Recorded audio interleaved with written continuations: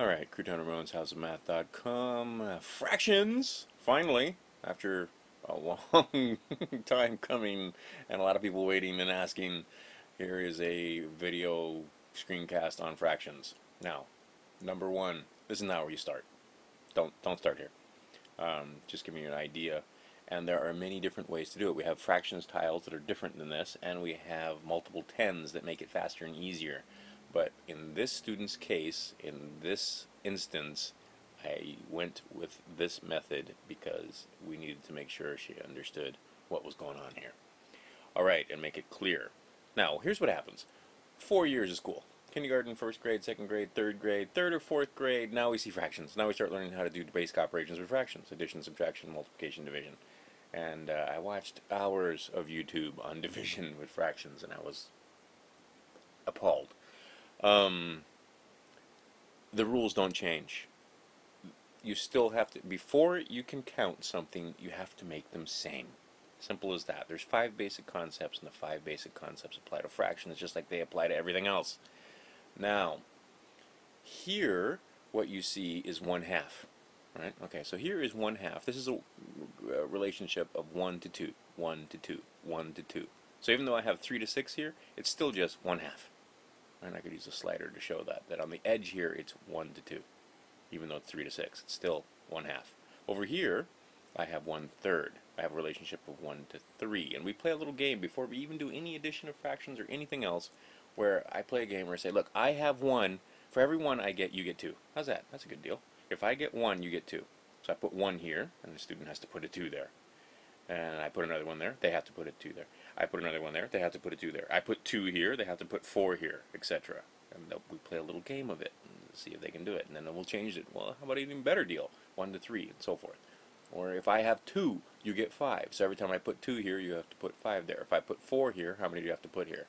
Right? We start learning and playing a game where they understand the relationships there. Because fractions are many things. In this, they can be discrete numbers, they can be relationships, they can be ratios. You know, there's many different ways that we can interpret a fraction. But again, the fraction, one of the ways we talk about interpreting it, is that the fraction all in one place tells you how many and what kind. And in order to add them or subtract them or divide them, they have to be same kind. Okay. And I'm not going to get into why you invert and multiply in this video at all, but you'll see it when the time comes.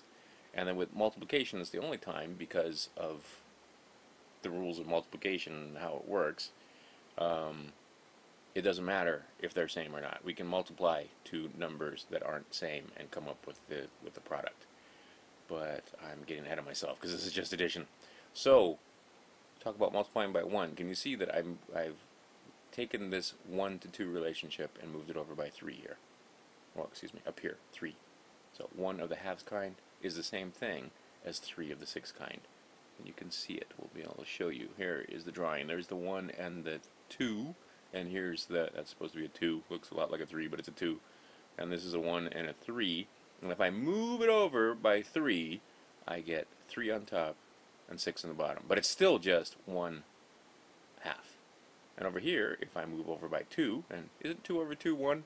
So see the rules and see how they can understand that you don't just multiply, multiply, multiply, that you have to multiply each side by 1. So when we get to the algebra and the numbers are more complex, they still know how to do it because the concept remains the same.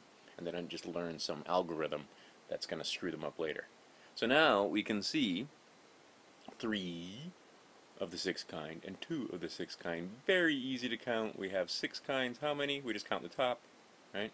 5 of the 6 kind. Alright, let's do another one quick.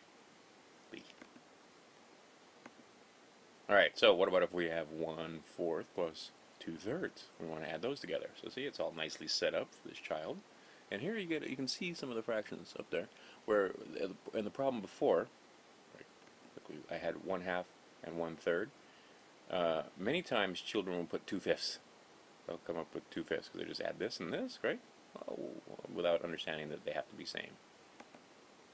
And that here I have 1 of the 4ths kind and 2 of the 3rds kind. Up here I see a 1/2 and a 1/3, and there are 2/5, and or there's a fifth or 2/5. Yeah, there's 2/5 there. And you can see that 1/2 plus 1/3. No way is that going to be fifths. Actually, I think that's 1/5.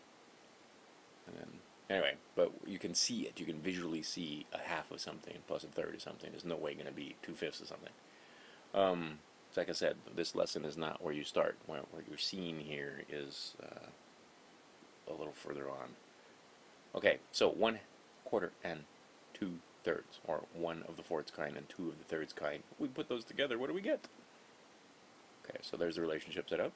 1 to 4 and 2 to 3. And we set it up here where you can see. Right? There it is. Okay, so now I have one side of the rectangle, and there's one side of the rectangle, and now we're going to figure out how much we have to move across to get the whole rectangle. And so we start off here, because what we do is whatever side's smaller on the bottom, quote unquote smaller, even though this is larger, and see that's another thing we can show with the fractions, that it's counterintuitive to the child. The bigger the number gets, the smaller the fraction is. Anyway, so we set it up where we're starting to move over to figure out what we're going to do to make these same. So now this is 6 and this is 4, so now I'm going to play with that one and add to that one. Okay, so now I have 8 here and only have 6 here, so I got to put more on this one to make it bigger. This is just an algorithm to figure out how to do it. Okay, and we can see that really over here 2 to 3 is the same thing as 6 to 9, and over here 2 to 8 is the same thing as 1 to 4. Okay, so now this is 9, this is more than that, so I move this one. Okay, right, here we go. So now I have 12 here and 9 here, so I'm going to have to add to that, but when I add to that one, I get 12 and 12. They're both 12. So now we have found that we have made them same on the bottom. Right? And once they're same, now we can start counting them. So I have the same kind. Alright, so I have to fill in my other blocks. And you can see directly that it's an exact representation of what we're doing here, and the notation is going to follow. So I moved over by 3 here. I have 3 of the 12th kind. So 3 here and 3 here. So really I multiplied by 1, didn't I? 3 over 3. And over here I have moved over by 4. 4 over 4 is 1. But when I do the individual boxes, you'll see that I have 3 of the 12th kind and 8 of the 12th kind. And there it is. Filled in. Which gives me just 11 of the 12th kind. They're same kind. Now we can add them. 3 and 8 is 11. And at this point she goes, wow, this is actually pretty easy. Because it is. Alright, and there it is all written out. Oh, but see, children will look at this, and that's, how did you get 11 12? What did you do to these numbers to get 11 12ths? What do I have to, right? And they'll talk, see, and people will talk about lowest common denominators. Okay, great. We can find the lowest common denominator doing this way, which is basically just making them same kind. But I know parents that can't even do it this way because they're so used to just multiplying these two, multiply that one, and then add. And if you forget how to do that, you can't do it. So here we have a way that the children can actually see what's going on there and why 1 of the 4th kind plus 2 of the 3rd kind is the same thing as 11 of the 12th kind. Almost 1. And with the other tiles, like I said, with the other fractions pieces, you get a very clear picture of what it looks like and how that is almost exactly the same thing as 1. It's, you know, it's 1 part short of a whole 12 over 12. Now, here it's basically showing and mirroring the computation so that they can do it, but they have understanding and tactile experience with what they're doing. Alright, so 2/5 and 1/7. Alright, we've already done most of the work because I don't want to do piece by piece, but it's the same thing each time, right? I had 2 to 5 and 1 to 7, and now I have to keep adding on these guys block by block to make a common denominator, which of course is going to be 35. And if we were using multiple 10s, this would just be 1 block and 1 5 block, and this would be a 1 block, and this would be 1 7s block, right, which would be 70 going all the way out. And we just put a slider over it. We put a piece of paper or something and move the slider side over so that you can see how you get to 35.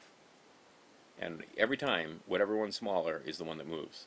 So if we were using sliders, I slide it over by 1, now I have 10, and now I only have 7. So I slide this over by 1, I have 14, etc. But like I said, with this child in this specific circumstance, I was using block by block because I needed to explain it to her in a way that she could get a grasp of completely. And later on, we got out the multiple tens and we could do the slider method, and I'll show you that later on in a different screencast. So anyway, there it is, all filled out nicely. Right, we're going to move over by 7. So we multiply by 1, and when you multiply something by 1, you don't change it, do you? So 14/35 and 2/5, exactly the same thing. 5/35 and 1/7, exactly the same thing. We just multiplied by a 1 that was 5, and over here we multiplied by a 1 that was 7. Okay, so there's nicely set up so you can do it for any problem. Right? We can start playing with any of these. Oh, that's it. So, my boys. So, there you have it. A quick, fast lesson on how to use the blocks to do fractions. Again, this is not the beginner lesson. This is about intermediate in between. But you should be able to follow along if you're a teacher and see how it works and how you can explain and describe and demystify fractions for your students. Alright, Crewton Ramone's House of Math.com. Stay tuned, there'll be more fractions videos as we go along.